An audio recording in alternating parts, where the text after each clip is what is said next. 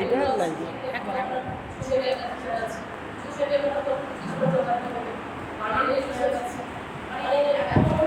বিষয়টা এতটাই ব্যাপ্তিতে চলে গেছে যে শিক্ষার্থীরাও খুবই আন্তরিক শিক্ষার্থীরা।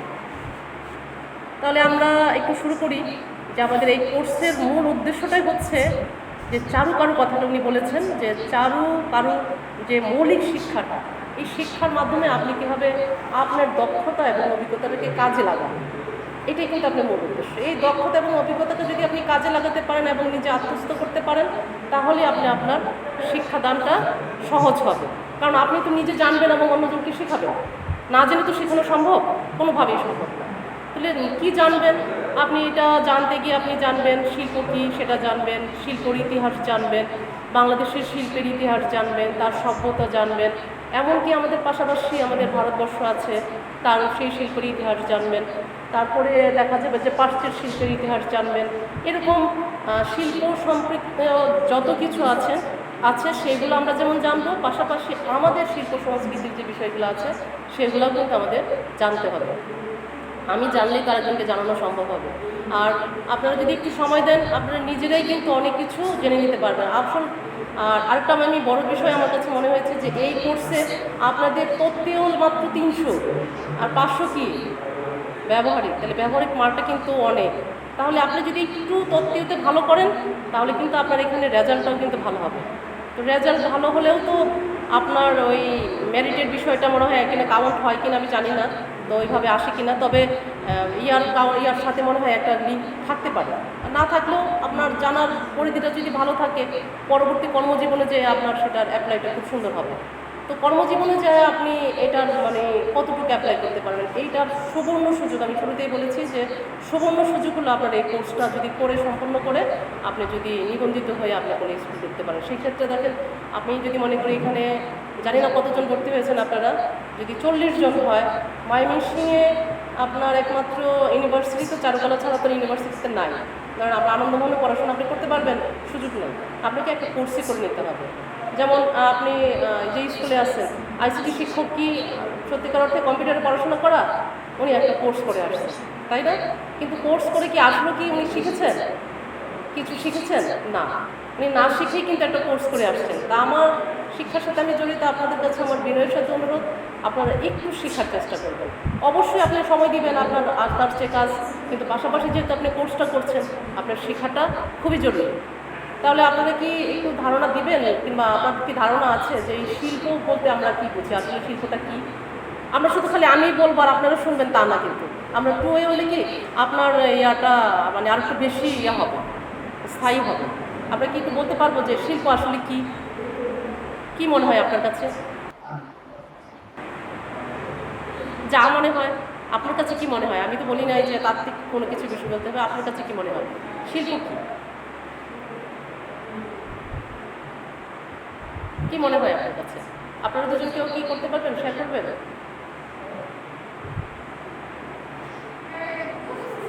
কিন্তু বলতে পারছি না। দেখুন শিল্পটা, দেখুন আমি যদি সাধারণভাবে বলি, একটা বাচ্চা যখন ছবি আঁকে তখন সে কী করে? সে ছবিটা যখন আঁকে তখন কি সেটি চিন্তা করে, তার কল্পনা, প্রথমেই ধরেন এই বিল্ডিংটার ছবি সে আঁকবে, তাহলে বিল্ডিংটা কি সে দেখে তারপরে কি সে চিন্তা করবে। তাহলে দৃশ্যমান এবং অদৃশ্য বস্তু দুইটার সাথে কিন্তু একটা সমন্বয়। তার দৃশ্যমান আর অদৃশ্য এই দুটার সাথে চিন্তা করে, ধরুন আমি চিন্তা করলাম যে বিল্ডিংটা আমাকে আঁকতে হবে, এখন আমাকে কিন্তু আবার দেখলাম, দেখার পর আমাকে চিন্তা করতে হবে কীভাবে আঁকতে হবে।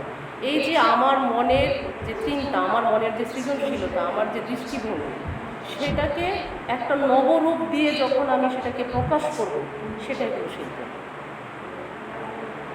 কিছুটা কি বোঝা গেল?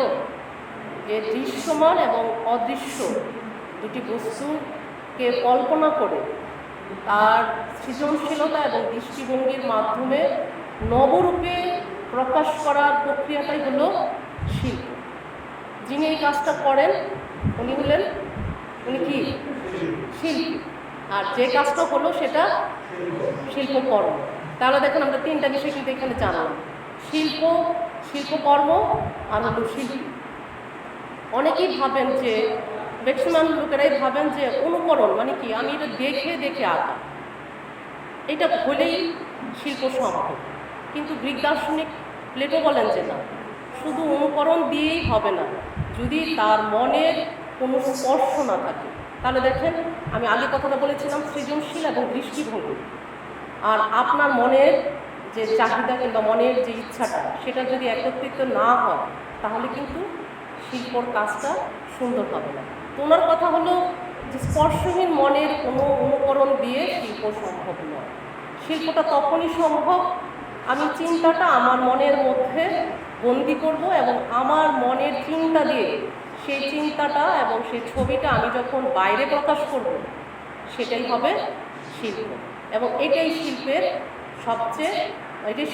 প্রধান বৈশিষ্ট্য, যে আপনার মনের চিন্তাটাকে অন্যের শোনা, বোঝা এবং বোধগম্য করে প্রকাশ করাটা। যেমন একটা শিল্পী যখন ছবি আঁকে, আপনি কি প্রথমেই বুঝতে পারেন সে কী আঁকছে? বোঝা যায়, কিন্তু যখন শুনি ফাইনাল টাচ দেন, তারপরে কিন্তু আপনি সেটা বুঝতে পারেন, এবং তখন আপনার বোঝার বিষয়ও হয়, সেটা নিয়ে আপনি ইচ্ছা করলে ব্যাখ্যাও করতে পারবেন যে উনি কী বোঝাতে চাইছেন। তার মানে কি, ওনার চিন্তাধারা উনি যখন নবরূপে প্রকাশ করেছেন, তখন কিন্তু আপনি তার ব্যাখ্যা করতে পারছেন, সেটা বুঝতে পারছেন এবং অন্যকে বোঝাইও বলতে পারছেন। তাহলে দেখছেন শিল্পের কাজটা কত মানে কঠিন আবার সহজ। তাহলে আমরা শিল্পটা কি, এটা কি আমরা একটু বোঝা গেল? একটু কি বলতে পারবেন যে শিল্পটা কি? আপনার কাছে কি মনে হলো যে আমার কথা থেকে? একটু এভাবে আমরা মানে আলোচনার মাধ্যমে আমরা ক্লাসগুলো নেব, শুধু আমি বলে যাবো আপনাদের কিন্তু বোরিং লাগবে। বলেন তো আপনি যেটুকু বললাম, আপনার কাছে শিল্প কি মনে হলো? একদম আপনার মতো করে বলেন, একটু বলেন আপনার মতো করে বলেন যে শিল্প কি। শিল্পটা হলো একজন ব্যক্তির মান চিন্তা ভাবনাকে কাজ একেবারে নতুন রূপে, সেটাই শিল্প। এই তো চমৎকার বলেছে, আপনি বলেন তো। হ্যাঁ, সংমিশ্রণের মিল করাটা আরও সহজ করে বলা যায়। বাস্তব চিন্তা এবং মানে কাল্পনিক চিন্তা, এই দুইটাকে মিল করে যেটা প্রকাশ হবে সেটাই শিল্প। তো শিল্পর কি প্রয়োজনীয়তা আছে? বসে, শিল্পের একটা প্রয়োজনীয়তা আছে না, যে কেন আমি শিল্প সম্পর্কে আমি জানবো, কেন আমি শিল্প নিয়ে কথা বলবো। তো শিল্পের প্রয়োজনীয়তা কেন দরকার? প্রথমেই দরকার হলো আপনার সাংস্কৃতিক মনোভাব আপনার মধ্যে গড়ে উঠবে। দেখেন, আপনি যদি শিল্প নিয়ে চিন্তা করেন, যিনি ছবি আঁকেন উনি কখনোই আমার ধারণা মানুষ খুন করতে পারেন না, কারণ শিল্পী হলো তার মন থাকে অন্যরকম, কারণ সে কাল্পনিক। এই সৃজনশীল মন এবং কাল্পনিক মন নিয়ে কোনো মানুষের ক্ষতি করার চিন্তা উনি করতে পারেন না। তাহলে উনি কী মনে হয়? উনি কী হন? সাংস্কৃতিক মনে হয়। এবং এই শিল্প যদি আপনি শিখেন কিংবা জানেন, তাহলে আপনার কী হবে? চাকরির ক্ষেত্র তৈরি হবে। আবার পাশাপাশি কী হবে? আপনি অনেক ধরনের পণ্য তৈরি করতে পারবেন এবং পরিবারের চাহিদা মেটাবে, আর্থিক সঙ্গতি আপনার আসবে। মানে শিল্পের কেন প্রয়োজন, আমি কয়েকটা পয়েন্ট শুধু বলছি। যে একটা হলো সাংস্কৃতিক বোধ আপনার মধ্যে গড়ে উঠবে, আপনার আর্থিক সচ্ছলতা আসবে, চাকরির ক্ষেত্র তৈরি হবে, বাজারজাত করার একটা সুযোগ হবে, এবং সর্বোপরি আপনার মধ্যে মানবিক মূল্যবোধ গড়ে উঠবে। আপনারা তো প্রশ্ন করতে পারেন, মানবিক মূল্যবোধ কেন গড়ে উঠবে? যে ব্যক্তি তার মননশীল এবং তার সৃজনশীল এবং তার দৃষ্টিভঙ্গির মাধ্যমে একটা বিমূর্ত জিনিসকে মূর্ত করে দিতে পারেন, উনি অবশ্যই মানবিক মানুষ হিসেবেই গড়ে উঠবেন। এবং এই যে শিল্পের নিশ্চয়ই কোনো বৈশিষ্ট্য আছে। আমরা যদি বৈশিষ্ট্যগুলো, আমার কথার মধ্যে কিন্তু বৈশিষ্ট্যগুলো আছে, তাহলে আমি দেখেন আমি কয়টা বিষয় আপনাদের এখানে বলার চেষ্টা করছি। একটা হলো শিল্প কী, শিল্পর বৈশিষ্ট্য এবং শিল্পের প্রয়োজনীয়তা। তো শিল্পের বৈশিষ্ট্য কী হতে পারে? প্রথমেই হলো সৃজনশীল হতে পারে, তার দৃষ্টিভঙ্গি হতে পারে, এবং তার মননশীলতা এখানে বহিঃপ্রকাশ করবে। তাহলে আমরা শিল্প কী জিনিসটা বুঝলাম, শিল্পের প্রয়োজনীয়তা বুঝলাম, এবং আমরা বুঝলাম যে শিল্পর বৈশিষ্ট্যগুলো কী কী হতে পারে। তাহলে এখন আমাদের একটু জানা দরকার যে শিল্প কয় ধরনের। প্রধানত শিল্প হলো দুই ধরনের, একটা হলো দৃশ্যমান আর হলো গিয়া অদৃশ্যমান, মানে ভিজুয়াল এবং নন ভিজুয়াল। তাহলে আপনার কাজ, আপনি কোনটা পড়বেন, কোনটা আপনার এই কোর্সের সাথে জড়িত, সেটা হলো ভিজুয়াল। ভিজুয়ালের মধ্যে আবার দুইটা আছে, একটা হলো ফাইন আর্টস আর একটা হলো অ্যাপ্লিকেন্ট কোর্স। আপনি যেটা বলবেন, যে আমরা বলেছি advance certificate in fine arts. Fine আর্টসে আছে আপনার ড্রয়িং আছে, তারপরে ডিজাইন আছে, এই বিষয়গুলো আছে। আর অ্যাপ্লিকেন্ট হলো ওই যে গ্রাফিক ডিজাইন, যেটা আপনি অ্যাপ্লাই করবেন, সিরামিকের ডিজাইন, তারপরে ফার্নিচারের ডিজাইন, এইগুলো হলো আপনি সরাসরি অ্যাপ্লিকেন্ট প্রয়োগ করছেন। আর এটা হলো আপনি শিখছেন, আপনি যেটা শিখে অন্যদেরকে শিক্ষা দিতে পারছেন। তাহলে দেখেন আমরা আমাদের যে মূল কোর্সের যে উদ্দেশ্য, সেটার একদম মূল লক্ষ্যটাই হলো আপনি এটার মৌলিক বিষয়গুলো শিখে শিক্ষার্থীরা যেন আপনার কাছ থেকে শিক্ষাদান নিয়ে সে কর্মক্ষেত্রে যেন সে তার আত্মকর্মসংস্থানের মাধ্যমে যেন সে তার একটা জায়গা তৈরি করে নিতে পারে। আপনি এটা করে যে আপনাকে একদম হাই স্কুল বা মাধ্যমিক বিদ্যালয়গুলো ঢুকতে হবে তা কিন্তু না। আপনি এই কোর্স করার পরে এর চেয়ে আরও আপগ্রেড যে কোর্সটা আছে সেটা করে আপনি কিন্তু আপনার নিজের ব্যবস্থা নিজেই করতে পারবেন। আপনাকে চাকরি করতে হবে এমন কোনো কথা নাই। সত্যিকার অর্থে একটু বাইরে কথা বলি যে আমরা ময়মনসিংহের মানুষ যারা, আমি বেসিক্যালি ময়মনসিংহের মানুষ, আমাদের ধারণা যে আমাদের চাকরি ছাড়া আর কোনো ইয়া নেই। আমাদের পড়াশোনা শেষ করার একটাই টার্গেট থাকে, সেটা হলো চাকরি করা। কিন্তু চাকরি ছাড়াও কিন্তু আপনি নিজে স্বাবলম্বী হয়ে আপনি একটা আত্মকর্মসংস্থানের মাধ্যমে আপনি আপনার একটা ব্যবসা গড়ে তুলতে পারেন। সেটাও কিন্তু আপনার এই কোর্সের মাধ্যমেও সম্ভব। তাহলে আমরা জানলাম যে শিল্প সম্পর্কে জানলাম, শিল্পের প্রয়োজনীয়তা সম্পর্কে জানলাম, শিল্পের বৈশিষ্ট্য সম্পর্কে জানলাম, এবং আমরা শিল্প কয় ধরনের সেটা সম্পর্কে জানলাম। এখন যদি আমরা একটু প্রাথমিক ধারণা নিই যে এই যে শিল্প, তাহলে আমাদের বাংলাদেশের শিল্প সম্পর্কে আমাদের জানা দরকার না? তাহলে বাংলাদেশের শিল্পর সভ্যতা আমরা জানবো, বাংলাদেশের শিল্পের যে মাধ্যমগুলো কী সেটা আমরা জানবো, এবং কোন সময়ে মানে কখন আমাদের বাংলাদেশের শিল্পের উত্থান হয়েছিল, কখন কোন সময়ের কোন দিকদাবি হয়েছিল। যেমন আমাদের এই শিল্প সংস্কৃতি আমাদের এই বাংলাদেশের শিল্পের ইতিহাস প্রায় 200 বছরেরও পুরনো, এবং প্রথম দিকে হিন্দু সভ্যতার উপর ভিত্তি করেই কিন্তু আমাদের এই শিল্পর ইয়েটা শুরু হয়। তারপরে আস্তে আস্তে বৌদ্ধ, জৈন এবং ইসলামী আমাদের আমলেও আমাদের এই শিল্পর ইয়াটা শুরু হয়। সেক্ষেত্রে দেখেন যে ইসলামী মোগল আমলে যেই স্থাপত্যগুলো হয় আমরা কিন্তু দেখতে পাই। আমাদের যে প্রাচীন মসজিদগুলো আছে, যা বাগেরহাটের যে খানজানানি মঞ্জিল, হ্যাঁ, সোনারগাঁ কখনো গিয়েছেন? আপনি গিয়েছেন? স্কুল থেকে গিয়েছেন?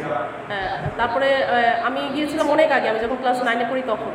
আমার আবার চাকরির সুবাদে সেটা আমি কুমিল্লায় পড়াশোনা করি, তখন আমাদের স্যার ম্যাডাম নিয়েছেন। তো এখন যে আপনি স্কুল থেকে গিয়েছেন, এখন আর একটা বিষয়ে চলে আসে। যদিও বললাম যে মাঝে মাঝে মাধ্যমিকের সাথে জড়িত বিধায় এই মাধ্যমিকের সাথে রিলেটেড বিষয়গুলো মাঝে মাঝে আমার চলে আসবে এবং আপনাদেরকে শেয়ার করব। যে এখন কিন্তু আমাদের শিক্ষার্থীদের নিয়ে কিন্তু আমাদের এমন কোনো জায়গায় যায় না যেখান থেকে শিক্ষার্থীরা কিছু শিখতে পারে। যেমন আপনি সোনারগাঁয়ে আপনাদের বাচ্চাদেরকে নিয়েছেন, সেখানে কিন্তু অনেক কিছু শেখার আছে যদি শিক্ষার্থী শিখতে চায়, এবং আপনি যদি তাদেরকে শিক্ষার জন্য তুলে ধরেন যে এই জায়গাগুলো তোমরা এখানে রেকর্ড করতে পারো। আর লোকশিল্প জাদুঘরটা সেখানে দেখার বিষয় একটা। তাহলে আমাদের ঐতিহ্য সম্পর্কে জানলো, তাহলে সেখানে গেলে শিক্ষার্থী কি জানবে কোন সময়ে কোন সভ্যতায় এইটা তৈরি করা হয়েছিল। এই যে শিল্পাচার্য জয়নুল আবেদিন এখানে ময়মনসিংহে কি আছে না? আছে না? কিন্তু অনেকে কিন্তু আমরা গেছি, আমরা অনেকেই যাই নাই, কিন্তু ময়মনসিংহে থাকি, কিন্তু ময়মনসিংহের মানুষই কিন্তু আমরা সেটা ভালো করে দেখার সুযোগ হয় নাই। মানে কি, এটা নিয়ে আমরা চিন্তাই করি না যে এখানে যাওয়া দরকার। আরও অনেকগুলো আছে না? আরও অনেক কিন্তু আছে স্থাপত্য। রাজবাড়ি, মুক্তাগাছার রাজবাড়ি, হ্যাঁ, মুক্তাগাছার রাজবাড়ি, হ্যাঁ। তারপরে আগে তো মহিলা কলেজ, আগে টিচার ট্রেনিং কলেজ ছিল, এটাকে এখন আলাদা করে দিয়েছে শশী লজ, এরকম গড়িপুরে আছে। এবং দেখেন আমাদের ময়মনসিংহের আশেপাশেই আছে অনেক, অথচ আমরা কিন্তু তার ইতিহাস জানি? আমরা তার ইতিহাস জানি না। আমরা ভাবি যে কী দরকার, তো আছে, কিন্তু আপনার জানার জন্য যেমন দরকার, আপনার শিক্ষার্থীর জানার জন্য কিন্তু এই বিষয়গুলো দরকার। যে কেন শিক্ষার্থী জানবে বাংলাদেশের ইতিহাস জানবে, শিল্প সংস্কৃতির ইতিহাস জানবে, তার কোন সময়ে কোনটা হয়েছিল সেই বিষয়টা যেমন জানবে। এটা তো শুধু তার এখানেই শেষ না, স্কুল লাইফে শেষ না, এটা তার কর্মজীবনে যখন সে ঢুকতে যাবে, আমাদের দেশের চাকরি ক্ষেত্রে ঢোকার ক্ষেত্রেও দেখা যায় যে এই বিষয়গুলো নিয়ে কিন্তু আমাদের আলোচনা হয়। তো এখন সত্যিকার অর্থে যেটা শিল্প সংস্কৃতির যে বিষয়টা আছে, এইটা যেভাবে এখন আমাদের কারিকুলামে ঢুকেছে, শিক্ষার্থী এখন এখান থেকে অনেক কিছুই শিখতে পারবে বলে আমার বিশ্বাস, যে শিখবে। এবং আমরা যদি ঠিকমতো দিতে পারি, আমাদের শিল্প সংস্কৃতির কোনো শিক্ষক কিন্তু আলটিমেটলি নাই, কিন্তু ওনারা ট্রেনিং নিয়ে শিক্ষক সহায়িকা এবং ওনাদের টেক্সট বুক এই দুটার সাথে সমন্বয় করে কিন্তু ক্লাস নিচ্ছেন। আপনি কি কোনো ক্লাস নেন আপনার স্কুলে? কি ক্লাস নেন আপনি? ইংরেজি কি ট্রেনিং নিচ্ছেন? ট্রেনিং না নিয়ে তো কিন্তু ক্লাস নেওয়া যাবে না। নেয় তো নেন, কিন্তু নেওয়া যাবে না। নতুন কারিকুলামের একটা পূর্ব শর্ত হলো অবশ্যই আপনাকে ট্রেনিং নিতে হবে। আর যদি কোনো কারণে আপনি ট্রেনিং না নিয়ে থাকেন তাহলে টিজি এবং টেক্সট বুক শিক্ষক সহায়িক আছে আগে। হ্যাঁ, আপনার ক্লাস 10-এ নেন, ক্লাস 10-এ, ক্লাস 10-এ এখন কি নেন? এখন নতুন কারিকুলামে এখন নেন 7-এ নেন। 7 কি ইংরেজি? ইংরেজি। তাহলে কি আপনি তো ট্রেনিং নেন নাই? ট্রেনিং তো মনে পাওয়ার কথা না, নিয়েছেন? নিতে পারছেন? অনেকেই তো চেষ্টা করছে নেওয়ার জন্য, কিন্তু আমরা তো অনেকে করতে চাই নাই। মানে আপনাদের পোস্টটা আসলে নেওয়ার সুযোগ নাই, সহকারী শিক্ষক ছাড়া নেওয়ার কোনো সুযোগ নাই। তো সেই ক্ষেত্রে আমাদের দেওয়ারও সুযোগ হয় না। তাহলে এখন আপনাকে নিতে হলে ওই স্কুলেরই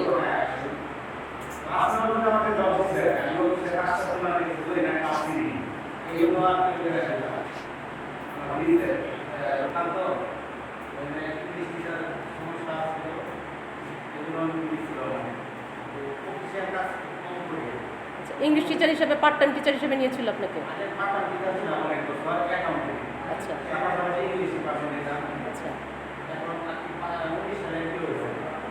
19 সালে আপনার অফিস সহকারী হিসেবে এমপি হয়েছে।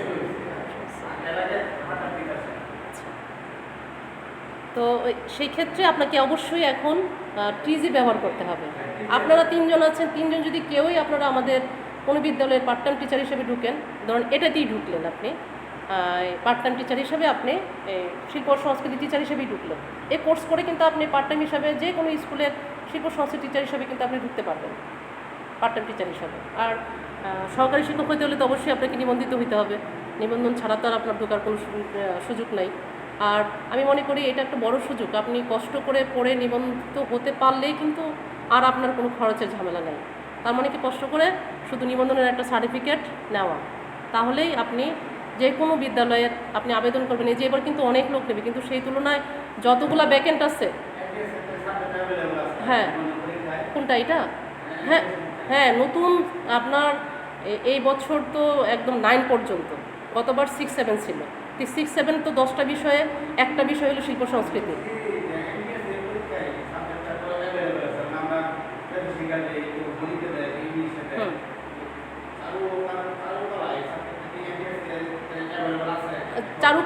চারু এবং কারুকলা নামে ছিল, কিন্তু চারু এবং কারুকলার কোনো শিক্ষক ওনাদের দেওয়ার কোনো সুযোগ ছিল না, ওনারা চাহিদা দিতে পারতেন না। কিন্তু এখন পারবেন। হ্যাঁ, এখন পারবেন। হ্যাঁ, এখন পারবেন। কারণ চারুকারুর কোনো শিক্ষক পাওয়া, কারণ নিবন্ধিত কোনো টিচারই তো নাই, তাহলে চারুকারুতে কে আসবে? আপনি ধরেন ইউনিভার্সিটি থেকে পাশ করার পরে তো আর সে হাই স্কুলের এই চারুকারুর টিচার হইতে অনেকেই আসে না। কিন্তু এখন তো হয়তো আসতে চাবে, যেহেতু এখন, আগে কিন্তু চারুকারুর ক্লাসটা ছিল অপশনাল, আপনার কম্পালসারি ছিল না। কিন্তু এখন কিন্তু চারুকারুর মানে শিল্প সংস্কৃতি ক্লাসটা আবশ্যিক। তা আবশ্যিক হলে অবশ্যই আপনারা এখন আসতে চাবে, এবং আসতে চাইলে আপনারা আমাদের শিক্ষকরা চাহিদা দিলেই কিন্তু অনেকেই এবার চাহিদা দিয়েছে যে ওনার চারুকারুর শিক্ষক দরকার, কেউ যদি আসে। কিন্তু কোনো নিবন্ধন তো হয় নাই, এই পর্যন্ত কোনো ব্যাচ কিন্তু বের হয় নাই এই কোর্সে। এইবার গতবার মানে রেজাল্ট, মানে প্রিলি রেজাল্ট হইলো মনে হয়, প্রিলি রেজাল্ট হইলো। এইবার মনে হয় এইবার কিন্তু সাবজেক্টটা ছিল, একটা মাত্র ব্যাচ বের হবে। হ্যাঁ, রেজাল্ট হয় নাই, একটা মাত্র ব্যাচ না। হ্যাঁ, একটা মাত্র ব্যাচ বের হবে, তাও সংখ্যা খুব কম। ও রেজাল্ট হয় নাই, রেখা করতে পারে নাই না।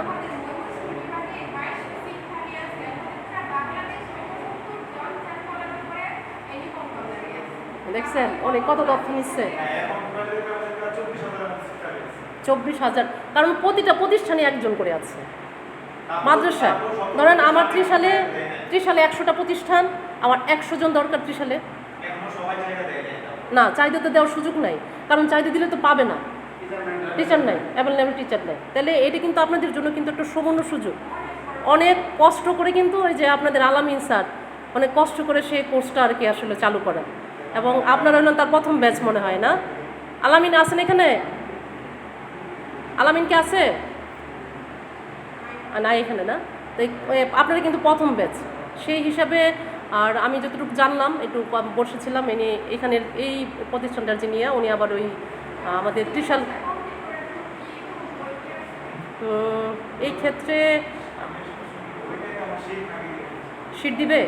আমি আচ্ছা ঠিক আছে কথা বলবো, যদি সিট দেয় তাহলে আমরা সিটের ব্যবস্থা করব।